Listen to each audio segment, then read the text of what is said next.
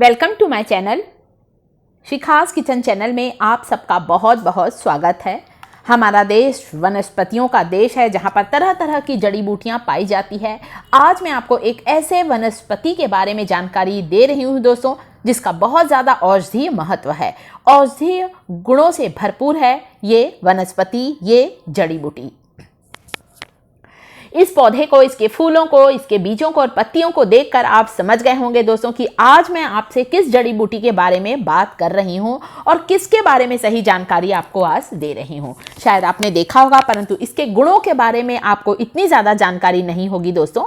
इन जड़ी बूटियों का हमारे जीवन में बहुत ही महत्वपूर्ण योगदान है। चमत्कारिक औषधि है और इसका नाम है, इस जड़ी बूटी का नाम है दोस्तों घनेरी, जिसे कि राई मुनिया भी कहा जाता है। वैसे तो दोस्तों इसे अलग अलग क्षेत्रों में अलग अलग नाम से पुकारा जाता है। हमारे यहाँ ज़्यादातर इसे घनेरी कहा जाता है, राई मुनिया भी कहा जाता है। जहाँ तक हम इंग्लिश की बात करते हैं दोस्तों तो इसे कहा जाता है लैंटेना कैमरा, और साथ ही साथ इसे तड़तड़ी भी कहा जाता है। संस्कृत में इसे अग्निमंथ भी कहा जाता है। आप क्या क्या कहते हैं जरूर कमेंट करिएगा दोस्तों। ध्यान से देखिए, इसके बीजों को, हरे हरे बीज होते हैं दोस्तों। ये जो हरे हरे बीज है ना, कुछ समय के बाद जब ये पक जाते हैं ना तो ये अच्छे काले से हो जाते हैं। अभी आप देखिएगा, मैं कुछ पके हुए बीज दिखा रही हूँ। ये देखिए, कुछ कुछ आपको काले बीज दिख रहे हैं, कुछ तो आपको बिल्कुल हरे दिखाई दे रहे हैं। और नीचे के हिस्से में बीज जो पकना शुरू हो गए हैं दोस्तों, वे काले रंग के हो जाते हैं पकने के बाद। तो इनके बीजों का, इनकी पत्तियों का बहुत ज़्यादा आयुर्वेदिक महत्व है दोस्तों। ऐसा कहा जाता है कि जो इनके बीज होते हैं ना और पत्ती होती है, इन्हें पीसकर यदि आप सफ़ेद दाग पर लगा लेते हैं तो सफ़ेद दाग, जो चर्म रोग होता है, वह बिल्कुल ही ठीक हो जाता है।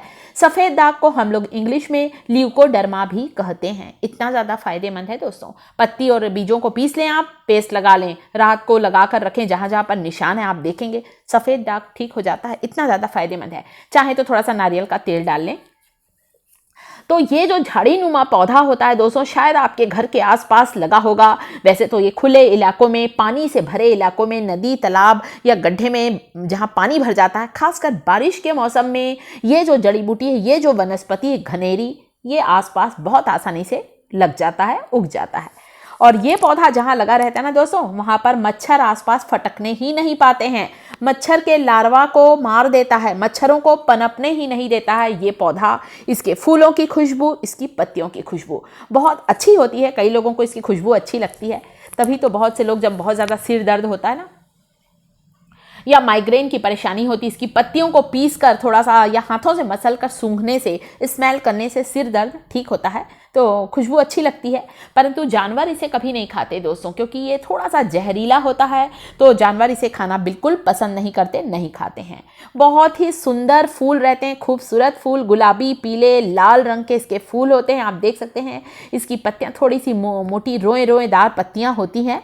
तो इसका प्रयोग थोड़ा सावधानी पूर्वक ही करना है। वैसे तो हम इसका अपने त्वचा पर बाहरी तौर पर ही प्रयोग कर रहे हैं दोस्तों। और इसकी जो खुशबू होती है ना, इसीलिए तो कई लोग इसे तोड़कर पत्ती को मसल लेते हैं। सर्दी, खांसी, सिर दर्द से छुटकारा मिलता है। और जैसा मैंने बताया कि घनेरी के जो पत्ते होते हैं, इसका पेस्ट बनाकर आप पानी में मिला लें और आसपास उस पानी को छिड़क देंगे, मच्छर नहीं आएंगे दोस्तों। बिल्कुल, मच्छर तो इसकी स्मेल से बिल्कुल ही दूर भाग जाते हैं। और साथ ही साथ दोस्तों इसके अलावा फोड़े, फुंसी या कोई घाव हो जाता है, उसमें इस पत्तियों को पीस कर इसका पेस्ट आप लगाएंगे तो पुराने से पुराना घाव, फोड़े, फुंसी बिल्कुल ही ठीक हो जाते हैं दोस्तों। इतना ज़्यादा फायदेमंद है। मलेरिया के लार्वा तो ऐसे ही मर जाते हैं, इसकी इतनी तेज खुशबू रहती है। तो घनेरी की पहचान मैंने आपको दिखा दी। बिल्कुल ध्यान से आप लोग देख लीजिए दोस्तों। ये वही पौधा है जिसे हम लोग संस्कृत में अग्निमंथ कहते हैं, और घनेरी, राई मुनिया के नाम से, तड़तड़ी के नाम से भी जाना जाता है इस जड़ी बूटी को दोस्तों। और साथ ही इसके बहुत से औषधि गुण हैं। इसके बीज हरे होते हैं और पकने पर इसके बीज काले हो जाते हैं। आप देख सकते हैं इस कटोरी में मैंने कुछ हरे बीज रखे हैं, तो कुछ काले काले बीज भी मैंने यहाँ पर रखे हैं। तो भारतवर्ष में तो ये ज़्यादातर सभी जगह पर मिलता है, सभी क्षेत्रों पर दिखाई देता है। आपके घर के पास भी कहीं लगा होगा। तो इसलिए इसे जानवर नहीं खाते हैं, क्योंकि थोड़ा सा जहरीला होता है ये। परंतु इसका औषधि महत्व बहुत ज़्यादा है घनेरी का।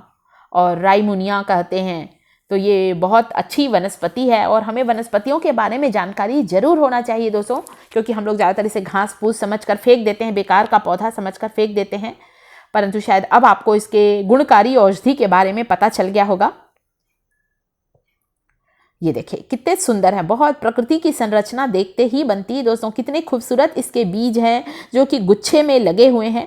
बहुत से लोग क्या करते हैं, गांव में जब ये बारिश में खूब उगता है ना दोस्तों, तो इसकी पत्तियों को सुखा लेते हैं। जैसे मैंने आपको बताया, ये इतनी सारी पत्तियां हैं, बस 2-3 दिन आप इसे सुखा कर रख लें। जब इसकी पत्तियां सूख जाती ना, तो गाँव में लोग पत्तियों को जलाकर धुआं करते हैं रात के समय, शाम के समय। तो उस धुएं से मच्छर घर में घुसने ही नहीं पाते। गाँव के लोग तो ऐसे ही उपचार करते हैं दोस्तों, और ये उपचार तो बहुत अच्छे होते हैं, बिल्कुल खुशबू भी बहुत अच्छी होती है। तभी तो हमारा सिर दर्द, माइग्रेन ठीक होता है इसकी पत्तियों की खुशबू से।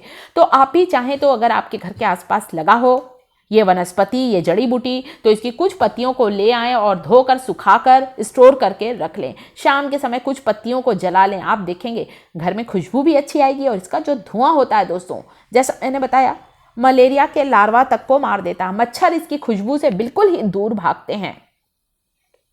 और ये झाड़ी नुमा जो पौधा है दोस्तों, सुंदर फूलों वाला ये जो पौधा है, ये जगह जगह लगा रहता है। प्रकृति का एक वरदान है।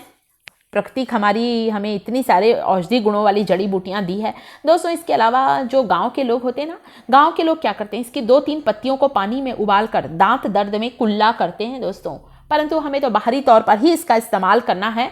तो बाहरी तौर पर मान लीजिए आपको फोड़े फुंसी हैं चेहरे पर या कहीं शरीर में घाव है, आप इसकी पत्तियों को पीस कर पेस्ट बना लें। आप चाहें तो ग्राइंडिंग जार में डालकर, यदि सफ़ेद दाग है तब तो हमें थोड़ा सा ज़्यादा पेस्ट लगेगा, तो ग्राइंडिंग जार में डालकर पीस ले। या फिर मेरे जैसे कम है, फोड़े में, फुंसी में लगाना है या कोई घाव हो गया है, क्योंकि इसमें एंटीऑक्सीडेंट गुण होते हैं दोस्तों। पुराने समय के लोग घाव का इलाज, घाव को भरने के लिए या घाव की सूजन को कम करने के लिए इसकी पत्तियों को पीसकर इसके पेस्ट को घाव पर लगाते थे, और आज भी आप इसे लगा सकते हैं।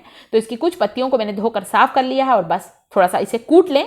आप चाहें तो इसके बीजे भी डाल दें, मैंने भी कुछ बीजों को डाल दिया है। और इस पेस्ट को लगाएंगे ना, तो घाव तुरंत ही भर जाएगा।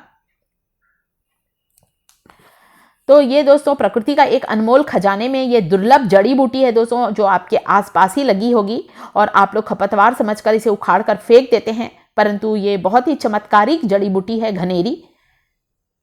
और साथ ही साथ दोस्तों इसके गुणों का आपको पता नहीं होगा। बहुत से लोग इसे पुटूस भी कहते हैं और बरसात में ही यह ज़्यादातर होती है।